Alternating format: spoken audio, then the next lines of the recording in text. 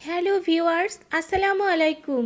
Unique world পরিবারে আপনাদের সবাইকে আবারও স্বাগত জানাচ্ছি। দূরের এবং কাছের যে যেখান থেকেই আমার আজকের এই ভিডিওটি দেখছেন, সবাইকে অসংখ্য ধন্যবাদ জানাচ্ছি। বন্ধুরা, পটল পুষ্টিগুণে ভরপুর গ্রীষ্মকালীন একটি সবজি। তবে পটল পুষ্টিগুণে ভরপুর হওয়া সত্ত্বেও আমরা অনেকেই পটল খেতে অপছন্দ করি। বিশেষ করে কম বয়সী ছেলেমেয়েরা এই সবজিটা একেবারেই খেতে চায় না। তো আজকে আমি আপনাদের সাথে পটলের একেবারেই অন্য রকমের একটি রেসিপি শেয়ার করতে যাচ্ছি। আমি আজ পটল দিয়ে দুর্দান্ত স্বাদের পকোড়া তৈরি করে দেখাবো। আমার দেয়া টিপস ফলো করে আপনারা যদি এটা বাসায় বানাতে পারেন, তাহলে ইনশাল্লাহ ছোট বড় সবাই এটা অনেক বেশি পছন্দ করবে। তো ফ্রেন্ডস, পটলের পকোড়া বানানোর জন্য আমি প্রথমে কিছু পটল খোসা ছাড়িয়ে নিয়েছি। তারপরে পটলগুলোকে ভালোভাবে ধুয়ে নিয়েছি। পটলগুলোকে আমি লম্বা লম্বা করে কেটে নিয়েছি। তারপরে একটি ছুরির সাহায্যে আস্তে আস্তে পটলের বিচিগুলো ছাড়িয়ে নিয়েছি। পটলের পকোড়া বানানোর আধা ঘন্টা আগে আমি মসুর ডাল ভিজিয়ে রেখেছিলাম।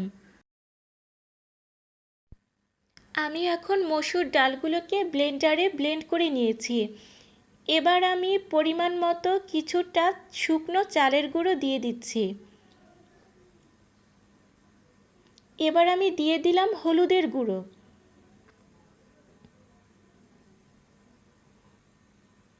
এখন আমি পরিমাণ মতো কিছুটা মরিচের গুঁড়ো দিয়ে দিলাম। এবার আমি দিয়ে দিলাম লবণ। লবণটা স্বাদ মতো দিবেন। এখন আমি সামান্য একটু কাঁচা জিরের গুঁড়ো দিয়ে দিলাম। দেশি মুরগির ডিমে অনেক পুষ্টি, আমি একটি দেশি মুরগির ডিম দিয়ে দিয়েছি। এখন এই সবগুলো উপকরণকে আমি নর্মাল পানি দিয়ে আস্তে আস্তে করে সুন্দরভাবে মিশিয়ে নিব।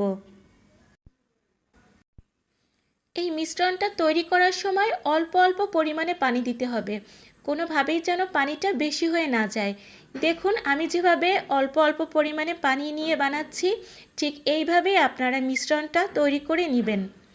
তাহলে কিন্তু পকোড়াটা একদম ক্রিস্পি হবে, খেতেও দুর্দান্ত স্বাদের হবে। পকোড়াগুলো ভাজার জন্য আমি একটি ফ্রাই প্যানে পরিমাণ মতো সাদা তেল দিয়ে দিয়েছি। তেলটা ভালোভাবে গরম হয়ে গিয়েছে।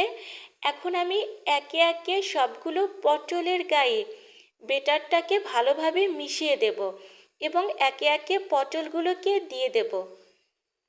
দেখুন, আমি এক এক করে পটলের গায়ে বেটারগুলো লাগাচ্ছি এবং দিয়ে দিচ্ছি। এ পর্যায়ে চুলার আঁচটা কিন্তু লো হিটে রাখতে হবে। ফ্রেন্ডস, পটল খুবই উপকারী একটি সবজি। পটলে প্রচুর পরিমাণে vitamin A, vitamin B one, B2 এবং প্রচুর পরিমাণে ক্যালসিয়াম রয়েছে। এছাড়া পটলে প্রচুর পরিমাণে অ্যান্টিঅক্সিডেন্টও রয়েছে। পটলের খোসায়ও কিন্তু প্রচুর পরিমাণে পুষ্টি রয়েছে।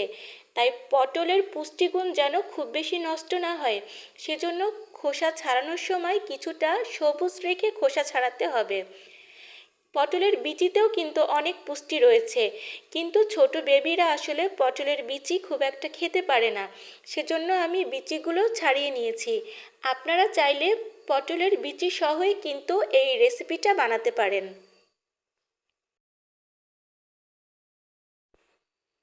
তো ফ্রেন্ডস, পকোড়াগুলোকে কিন্তু একটু সময় নিয়ে ভাজতে হবে।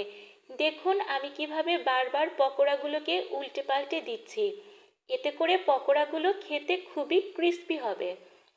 চুলার আঁচ কিন্তু বাড়িয়ে দিয়ে পকোড়া ভাজা হলে পকোড়াগুলো খুব দ্রুত ভাজা হবে, এতে করে পকোড়াগুলো খেতে ক্রিস্পি হবে না। তাই চুলার আঁচ কমিয়ে রেখেই খুব সুন্দরভাবে পকোড়াগুলোকে আমি ভেজে নিচ্ছি। আমাদের মাইশামণি কিন্তু বারবারই পকোড়া খাবার জন্য আমাকে তাড়া দিচ্ছিল, তারপরও কিন্তু আমি একটু সময় নিয়ে পকোড়াগুলোকে ভেজেছি। আমি এখন একে একে সবগুলো পকোড়াগুলোকেই তুলে নেব। তো প্রথমে আমি গ্যাসের চুলোটা অফ করে দিচ্ছি। দেখুন, একে একে আমি সবগুলো পকোড়া তুলে নিচ্ছি।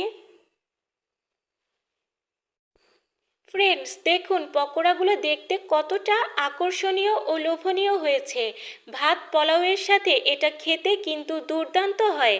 তাছাড়া বৃষ্টির দিনে চায়ের সাথেও এ ধরনের পকোড়া খেতে অসাধারণ লাগে।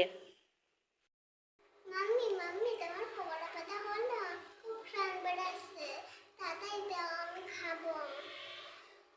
তুমি পকোড়া খাবে? আচ্ছা ঠিক আছে, একটু ওয়েট করো, এক্ষুনি দিচ্ছি। বন্ধুরা দেখো মাম্মি আমাকে কতগুলো পকোড়া দিয়েছে। দাঁড়া তোমাদেরকে একটা খেয়ে দেখাচ্ছি।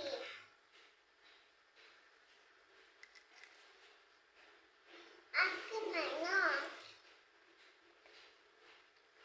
ভালো হয়েছে মাইশামণি? পড়ে যায় না জানো মামনি? না পড়বে না। খুব মচমচে হয়েছে। সব দিকে আমার ভিডিও ভালো লাগলে একটি লাইক করে দিও, চ্যানেলটিকে সাবস্ক্রাইব করে দিও। ধন্যবাদ। আবার দেখা হবে, টাটা। আবার